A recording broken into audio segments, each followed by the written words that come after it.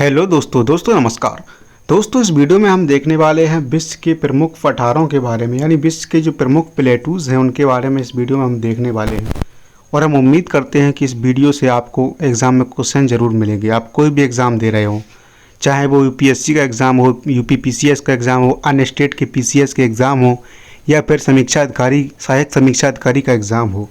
और इस वीडियो में हम मैप के माध्यम से और सारे प्लेटूज़ की लोकेशन को कवर करेंगे और उम्मीद करते हैं कि लोकेशन से क्वेश्चन ज़रूर बनते हैं और बनेंगे भी, और आप इजीली उसको फाइंड कर पाएंगे कि इस यानी ये पठार कहाँ पर है। तो इस तरह से क्वेश्चन को आप फाइंड आउट कर पाएंगे। लोकेशन को मैप के माध्यम से देखेंगे, बहुत शानदार तरीके से हम इसको कवर करने वाले हैं। आइए शुरू करते हैं बगैर किसी देरी के।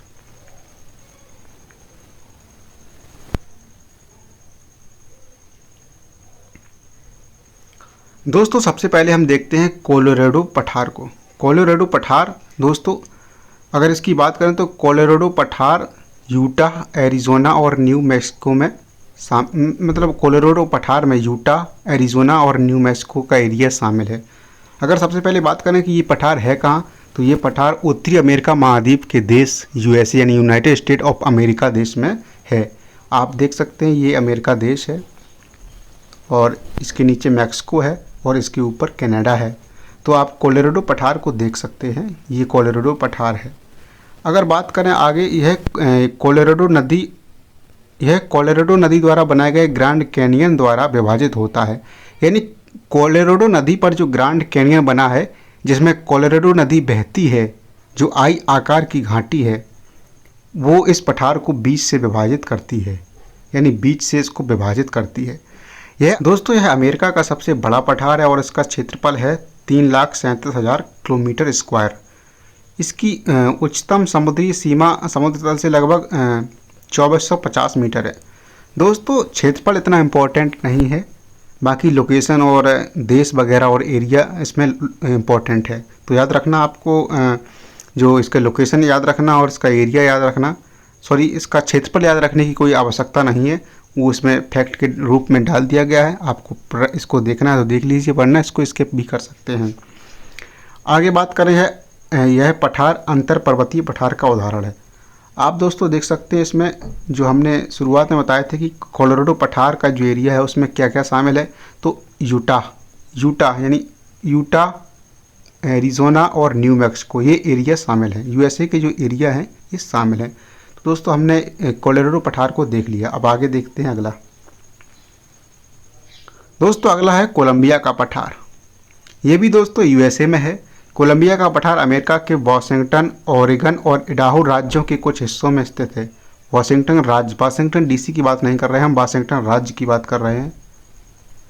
वाशिंगटन राज्य और ओरेगन और इडाहो, इन तीनों राज्यों के एरिया में ये विस्तृत है। कौन सा दोस्तों? कोलंबिया का पठार। यह कैस्केड रेंज और रॉकी पर्वत से घिरा हुआ है, यानी कैस्केड रेंज और रॉकी, ये है रॉकीज पर्वत और ये है कैस्केड रेंज, जो लास्ट पे आपको दिख रही है इस तरह पश्चिम में दिख रही है कैस्केड रेंज है। तो इन दोनों से ये घिरा हुआ है और यह कोलंबिया नदी द्वारा विभाजित है। दोस्तों यहाँ से कोलंबिया नदी यहाँ से निकल के यहाँ पर गिर जाती है, तो बीच से कोलंबिया पठार के बीच से कोलंबिया नदी गिरती यानी बहती है। इस पठार का निर्माण ज्वालामुखी विस्फोट के परिणाम स्वरूप बेसाल्ट लावा की कोटिंग के परिणाम स्वरूप हुआ है।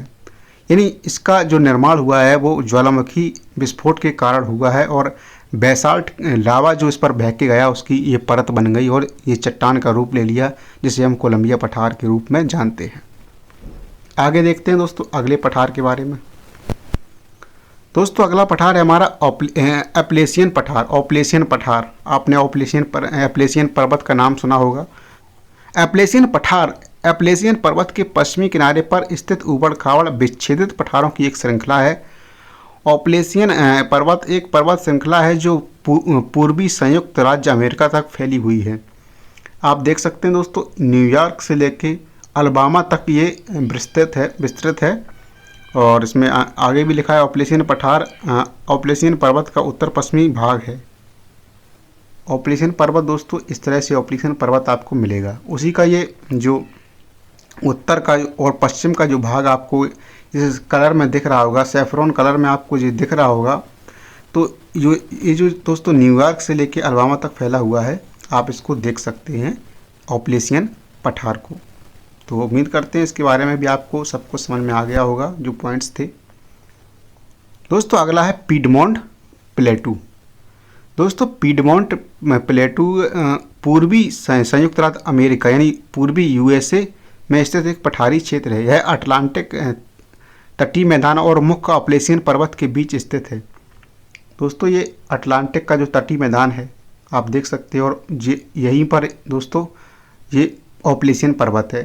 तो इसी में इसके मध्य में जो स्थित है, आप कलर देख रहे होंगे भगवा कलर से दोस्तों आप देख रहे होंगे, तो यहाँ पर पीडमोंट प्लेटू स्थापित है। आगे इसकी बात करें, ये भी न्यूयॉर्क से लेकर अलबामा तक विस्तृत है। पीडमोंट प्रांत ग्रेट ऑपलेशियन डिवीजन का एक भौगोलिक प्रांत है, जिसमें गेटिसबर्ग, नेवार्क तराई क्षेत्र, पीडमोंट अपलैंड और पीडमोंट तराई क्षेत्र शामिल हैं। तो आप देख सकते हैं दोस्तों इसको पीडमोंट प्लेटू को, पीडमोंट एरिया को। दोस्तों अब बात करते हैं लॉरेंसियन पठार के बारे में। दोस्तों लॉरेंसियन पठार की अगर बात करें तो यह कैनेडियन शील्ड, जिसे लॉरेंसियन पठार भी कहा जाता है। कैनेडियन शील्ड आप देख सकते हैं, इसको लॉरेंसियन पठार भी कहा जाता है।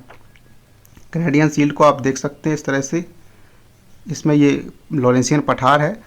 ये प्री कैम्ब्रियन आग्नेय और उच्च श्रेणी के मेटामॉर्फिक चट्टानों का एक बड़ा क्षेत्र है, जो उत्तरी अमेरिका महाद्वीप के प्राचीन भूगर्भ कोर का निर्माण करता है। यहाँ पर उत्तम गुणवत्ता का लौह अयस्क पाया जाता है। तो आप कैनेडियन शील्ड के बारे में आपको दोस्तों बताया गया है कि इसमें लॉरेंसियन पठार है, जो यहाँ पर उच्च क्वालिटी का लौह अयस्क पाया जाता है। आप देख सकते हैं मैप में इस एरिया को, यह है लॉरेंसियन प्लेटू। अब दोस्तों बात करते हैं मध्य मैक्सिकन पठार के बारे में, यानी मध्य सेंट्रल मैक्सिकन पठार के बारे में। सेंट्रल मैक्सिकन प्लेटू, जिसे मैक्सिकन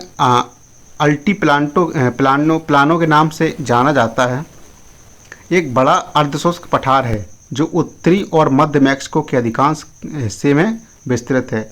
आप देख सकते हैं दोस्तों ये मैक्सिको का एरिया है, और इसके जो बीच में दोस्तों आपको ये एरिया दिख रहा होगा, इसमें लिखा है मैक्सिकन प्लेटू। तो ये मध्य में स्थित है, जिसके बारे में बताया गया है कि ये उत्तरी और मध्य मैक्सिको के अधिकांश भागों में विस्तृत है, और यह उत्तर में संयुक्त राज्य अमेरिका की सीमा से लेकर दक्षिण में ट्रांस मैक्सिकन ज्वालामुखी बेल्ट तक फैला हुआ है। तो इधर दोस्तों उत्तर की बात की जा रही है, यूएसए की सीमा, यहीं से रियो ग्रांडे नदी जो मैक्सिको और यूएसए की सीमा को बनाती हुई इसमें मैक्सिको की खाड़ी में गिर जाती है। तो यही दोस्तों यहाँ पर दिखाया गया है। अगर बात करें वो कहाँ यहाँ तक दोस्तों, ये ज्वालामुखी जो बताया गया है ट्रांस मैक्सिकन ज्वालामुखी बेल्ट तक, ये दोस्तों सेंट्रल प्लेटू बेल्ट तक फैला हुआ है। और अगर बात करें इसके पश्चिम और पूर्व में स्थित पर्वतों के बारे में, तो दोस्तों इसके पश्चिम और पूर्व में सियरा माद्रे ऑक्सीडेंटल और सियरा माद्रे ओरिएंटल स्थित हैं। दोस्तों यह है सियरा माद्रे ऑक्सीडेंटल पश्चिम में, और इसके पूर्व में है सियरा माद्रे ओरिएंटल। तो उम्मीद करते हैं इसके बारे में आप समझ गए होंगे। यह है सियरा माद्रे ओरिएंटल और यह है सियरा माद्रे ऑक्सीडेंटल। ये यूएसए की सीमा से लेकर वोल्केनो बेल्ट तक फैला हुआ है।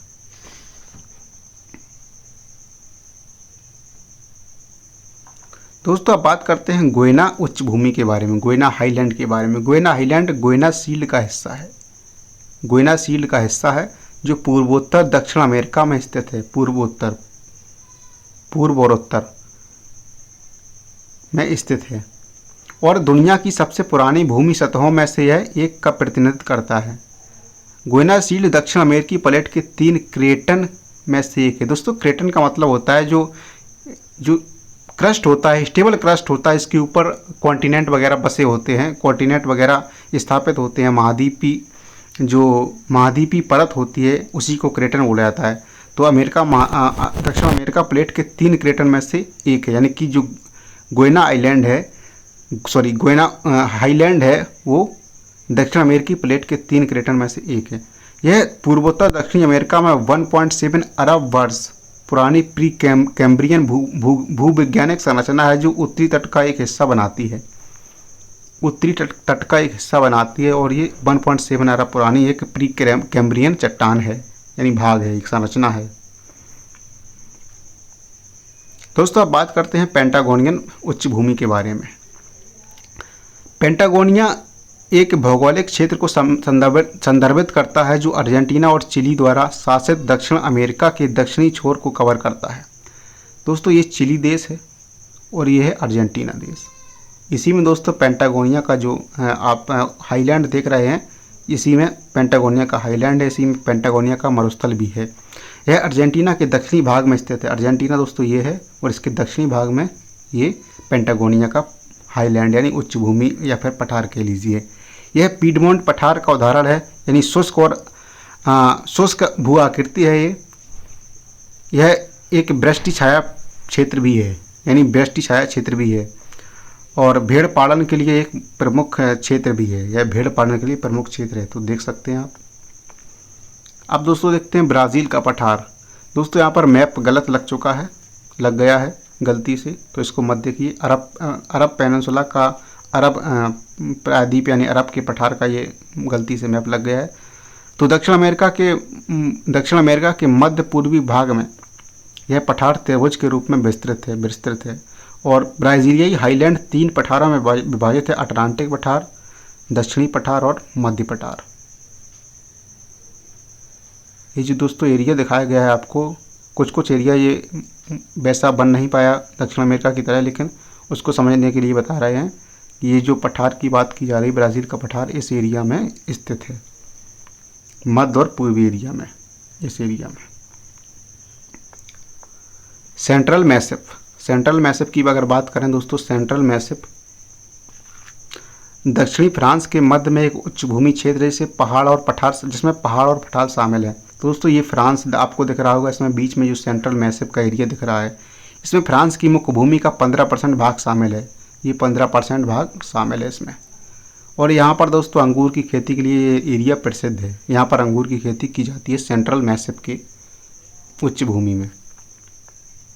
अब है दोस्तों मेसेटा सेंट्रल आइबेरियन प्रायद्वीप की बुनियादी भौगोलिक संरचनाओं में से एक है।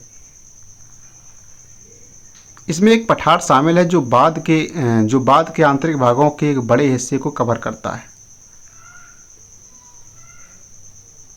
आप देख सकते हैं दोस्तों, आइबेरियन जो पेनिनसुला है, उसी में आप देख सकते हैं इसको, ये स्थित है। दोस्तों अब बात करते हैं तिब्बत प्लेटू के बारे में। तिब्बत प्लेटू यह दुनिया का सबसे ऊंचा, सबसे बड़ा और सबसे प्रसिद्ध पठार है। यह दक्षिण मध्य एशिया में स्थित है और चीन, तिब्बत और भारत के देशों तक यह फैला हुआ है। अगर बात करें दोस्तों इसकी लंबाई की, ये दोस्तों उत्तर से दक्षिण में 1000 किलोमीटर चौड़ा है और लंबाई की बात करें तो पूरब से पश्चिम में 2000 किलोमीटर ये लंबा है। और अगर इसकी हाइट की बात करें तो ये 16,000 फुट समुद्र तल से ऊंचा है। इंडो ऑस्ट्रेलियन और यूरेशियन टेक्टोनिक प्लेटों के टकराने से बना है दोस्तों। जो इंडियन प्लेट थी वो और यूरेशियन प्लेट से जब टकराई तो ये प्लेटू बन गया। इस तरह से ये प्लेट टकराई और इस तरह से ये यूरेशियन प्लेट थी और इसका निर्माण हो गया। पठार इतना ऊंचा है कि हेडली सेल संवहन चक्र को उलट सकती है और भारत के मानसून को दक्षिण की ओर ले जा सकती है। दोस्तों हमने मानसून के चैप्टर में और पवन के संचरण के चैप्टर में हमने 3 कोशिकाओं को देखा था, यानी कि 3 कोशिकाएं पढ़ी जाती हैं, जिसमें इक्वेटर से जस्ट आगे पहली कोशिका होती है हेडली कोशिका, इसके बाद दोस्तों फेरल कोशिका और नंबर 3 पर आती है पोलर कोशिका। यानी 0 डिग्री इक्वेटर से लेके पोल तक 3 कोशिकाओं का निर्माण होता है, जो मौसम और मानसून से बहुत ही इम्पोर्टेंट है, जो पवन के संचरण से बहुत ही इम्पोर्टेंट है। अब देखते हैं मंगोलियाई पठार के बारे में। दोस्तों मंगोलियाई पठार की अगर बात करें तो मंगोलियाई पठार मध्य एशियाई पठार का हिस्सा है और यह पूर्व में ग्रेटर हिंगनन पर्वत, दक्षिण में येन पर्वत, पश्चिम में अल्ताई पर्वत और उत्तर में सयान और खेंती पर्वत से घिरा है। यानी यह पूरब में हिंगन पर्वत, पूरब में हिंगन पर्वत, हिंगनन पर्वत और दक्षिण में यन, यानी यहाँ पर यन, और इसके बाद में पश्चिम में अल्ताई, पश्चिम में अल्ताई माउंटेन और उत्तर में सयान और खेती, सयान और खेती। इस तरह से आप देख सकते हैं ये मंगोलियाई प्लेटू है। पठार में गोबी मरुस्थल के साथ साथ शुष्क मैदानी क्षेत्र भी शामिल है। इसकी ऊंचाई लगभग 1000 से 1500 मीटर है। सबसे निचला बिंदु होलोनबुई में और उच्चतम बिंदु अल्ताई में स्थित है। अब बात करते हैं दोस्तों दक्कन के पठार के बारे में। दक्कन का पठार, दक्कन का पठार एक बड़ा पठार है जो भारत के अधिकांश दक्षिणी भाग का निर्माण करता है। यह है दोस्तों डेक्कन प्लेटू। यह 2 पर्वत श्रृंखलाओं पश्चिमी घाट और पूर्वी घाट से घिरा है। यानी ये पश्चिमी घाट हो गया और इधर दोस्तों ये पूर्वी घाट है। इसके बीच में डेक्कन प्लेटू है।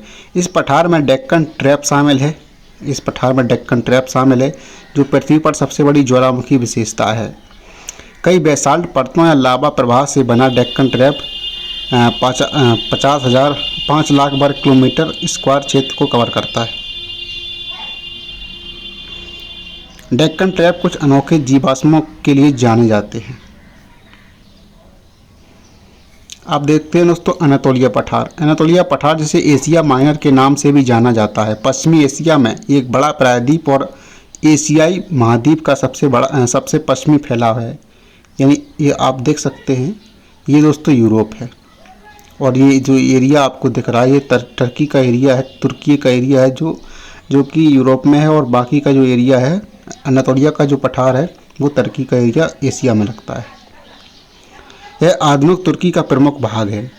यह पोंटियाक और टॉरस पर्वत श्रेणियों के बीच स्थित एक अंतर पर्वतीय पठार है। टॉरस और पोंटियाक, टिग्रिस और फुरात नदियाँ यानी दजला फरात नदियाँ इस पठार से होकर बहती हैं। दजला फरात नदियाँ इस पठार से होकर बहती हैं। यहाँ बहुमूल्य ऊन पैदा करने वाले अंगोरा बकरियाँ पाई जाती हैं। अब देखते हैं दोस्तों इथोपियाई पठार। इथोपियाई हाईलैंड इथोपिया में पहाड़ों का एक उबड़ खाबड़ समूह है। यह महाद्वीप में अपनी ऊंचाई का सबसे निरंतर क्षेत्र बनाता है, मतलब अपनी ऊंचाई पर लगातार क्षेत्र बनाता है। यह है दोस्तों इथोपियाई प्लेटू। इसकी सतह का थोड़ा सा हिस्सा 1500 मीटर से नीचे, जबकि शिखर 4550 मीटर तक की ऊंचाई तक फैला हुआ है, पहुंचते हैं, मतलब जो इसकी पीक है इसकी। अब बात करते हैं दोस्तों पूर्वी अफ्रीकी पठार के बारे में। पूर्वी अफ्रीकी पठार मध्य अफ्रीका के पूर्वी भाग में युगांडा, केन्या और तंजानिया का एक बड़ा पठार है। ईस्टर्न अफ्रीकन प्लेटू, इसके ऊपर है इथोपियन प्लेटू। इसकी दोस्तों ऊंचाई अधिकतर 1000 से 1500 मीटर के बीच है। इसे उत्तर और दक्षिण की ओर जाने वाले कई क्षेत्रों में विभाजित किया जाता है और इसमें पर्वत श्रृंखलाएं, टेबललैंड और दरार घाटियां शामिल हैं, यानी भ्रंश घाटियां भी शामिल हैं। अब देखते हैं कटंगा का पठार, कटंगा प्लेटू। कटंगा या सावा पठार कांगो लोकतांत्रिक गणराज्य में कृषि और पशुपालन क्षेत्र है। यह तांबा उत्पादन के लिए प्रसिद्ध है। यहाँ अन्य खनिज जैसे कोबाल्ट, यूरेनियम, जस्ता, चांदी, सोना और टिन के भी खनन किए जाते हैं। तो आप देख सकते हैं कांगो बेसिन ये है और आपको यहाँ पर कटंगा प्लेटू दिख रहा होगा। अब देखते हैं किम्बरले पठार। किम्बरले जिसे किम्बरलेस भी कहा जाता है, उत्तरी पश्चिमी ऑस्ट्रेलिया का पठारी क्षेत्र है। उत्तरी पश्चिमी ऑस्ट्रेलिया का पठारी क्षेत्र है जो ऊबड़ खाबड़ उत्तर पश्चिम हिंद महासागर तट से दक्षिण में फिजिटरॉय नदी और पूरब में, यानी दक्षिण में फिजिटरॉय नदी और पूरब में ऑर्ड नदी तक फैला हुआ है। ये ऑर्ड नदी होगी, इधर फिजिटरॉय। यह पठार ज्वालामुखी विस्फोट से बना है। यहाँ लोहा, सोना, सीसा, जस्ता, चांदी और हीरे की कई खानें पाई जाती हैं। यह उत्तर पश्चिमी ऑस्ट्रेलिया का एक खनन और पशुपालन क्षेत्र भी है। अंटार्कटिक पठार। यह पठार मध्य अंटार्कटिक में स्थित है। यह दक्षिणी ध्रुव और अमुंडसेन स्कॉट स्टेशन के कुछ हिस्सों को काटता है। यह पठार 1000 किलोमीटर स्क्वायर के क्षेत्र को कवर करता है और समुद्र तल से इसकी उच्चतम ऊंचाई लगभग 3000 मीटर है। दोस्तों अब देखते हैं पोतबार का पठार जो कि पाकिस्तान में है, हमारे पड़ोसी देश में है। पोतबार का पठार पाकिस्तान के उत्तर पूर्वी भाग में स्थित है, उत्तर पूर्वी भाग में स्थित है। यह पठार पूरब में झेलम नदी, पूरब में यानी कि झेलम नदी, और पश्चिम में सिंधु नदी, उत्तर में मरगल्ला हिल्स और कालाचित, और अगर बात करें दक्षिण की तो दक्षिण में सॉल्ट रेंज से घिरा हुआ है। पठार में 4 ज़िले हैं जिसमें झेलम, चकवाल, रावलपिंडी और अटक पाकिस्तान के 4 ज़िले शामिल हैं। लुएस का पठार यह चीन में है। यहाँ की मिट्टी हवा द्वारा लाए गए बारीक कणों से बनी है। यह बारीक दोमट मिट्टी अत्यंत उपजाऊ होती है। पीली नदी के किनारे की इस मिट्टी में उगाई गई फसलें अच्छी पैदावार होती हैं। दोस्तों लुएस का मैदान, उसी में ये पठार है, उसी को पठार भी बोला जाता है क्योंकि हवा के द्वारा जो बारीक मिट्टी के कण लाए जाते हैं उसके द्वारा लुएस के मैदान का निर्माण किया जाता है, उसी को लुएस का पठार बोला जाता है। और तो आप समझ सकते हैं चाइना में ये स्थित है। ह्वांगहो, ये पीली नदी की बात की जा रही है इसमें। पीली नदी का जो क्षेत्र है उसी एरिया में लुएस के पठार का निर्माण हुआ है। अब देखते हैं दोस्तों अरब का पठार। दोस्तों आप देख सकते हैं इसमें यह दक्षिण पश्चिम एशिया में स्थित है। इसकी पूर्व में फारस की खाड़ी, इसके पूर्व में पर्शियन गल्फ, फारस की खाड़ी, और पश्चिम में लाल सागर, और उत्तर में भूमध्य सागर, उत्तर पश्चिम में भूमध्य सागर, और दक्षिण की बात करें तो अरब सागर। दक्षिण की बात करें तो अरब सागर। दोस्तों ये पूरा का पूरा आप देख सकते हैं ये है अरब पेनिनसुला यानी कि अरब का प्रायद्वीप, और इसी में दोस्तों अरब का पठार भी शामिल है। अब देखते हैं दोस्तों बोल्बिया का पठार। दोस्तों बोल्बिया का पठार, यह पठार 800 किलोमीटर लंबा और 120 किलोमीटर चौड़ा तथा इसकी औसत ऊंचाई 3110 मीटर है। यह बोल्बिया की एंडीज पर्वतमाला में क्षेत्र में विस्तृत रूप से फैला हुआ है। आप देख सकते हैं बोल्बिया प्लेटू को। दोस्तों यहीं तक थे हमारे पठार। उम्मीद करते हैं विश्व के जो प्रमुख पठार थे उनको हमने देखा और उनको हमने विजुलाइज भी किया मैप के माध्यम से। तो वीडियो अगर अच्छी लगी तो लाइक शेयर सब्सक्राइब करना ना भूलें। धन्यवाद।